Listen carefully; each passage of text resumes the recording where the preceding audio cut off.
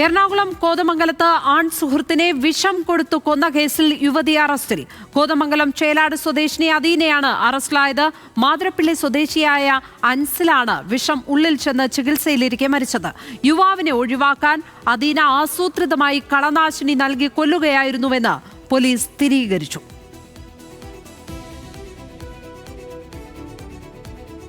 തിരുവനന്തപുരത്തെ ഷാരോൺ വധക്കേസിന് സമാനമായ കൊലപാതകമാണ് കോതമംഗലത്ത് നടന്നത്.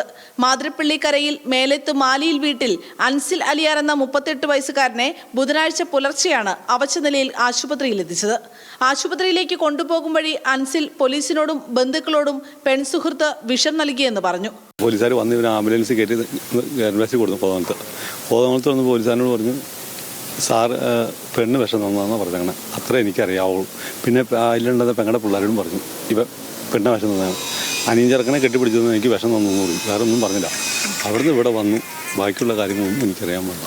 ആളും ഞങ്ങൾ ചെല്ലുമ്പോൾ കണ്ണൂർക്കും കണ്ണടയ്ക്കും.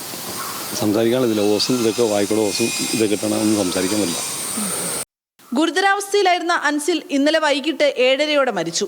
പെൺസുഹൃത്ത് അദീനയെ കസ്റ്റഡിയിലെടുത്ത് ചോദ്യം ചെയ്തതിൽ നിന്നാണ് ക്രൂരകൃത്യത്തിന്റെ ചുരുളഴിഞ്ഞത്. ഏറെക്കാലമായി അടുപ്പത്തിലായിരുന്ന അൻസിലിനെ ഒഴിവാക്കാൻ വിഷം നൽകുകയായിരുന്നു എന്ന് അദീന സമ്മതിച്ചു. വിവാഹിതനും 2 കുട്ടികളുടെ അച്ഛനുമായ അൻസിൽ അദീന ഒറ്റയ്ക്ക് താമസിക്കുന്ന വീട്ടിൽ എത്തുമായിരുന്നു.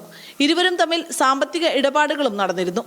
ഇരുവർക്കുമിടയിൽ പ്രശ്നങ്ങൾ തുടങ്ങിയതോടെ അൻസിലിനെ ഒഴിവാക്കാൻ അദീന തീരുമാനിക്കുകയായിരുന്നു. വീട്ടിലേക്ക് വിളിച്ചു വരുത്തി വിഷം കലക്കി നൽകുകയായിരുന്നു എന്നാണ് പോലീസ് പറയുന്നത്.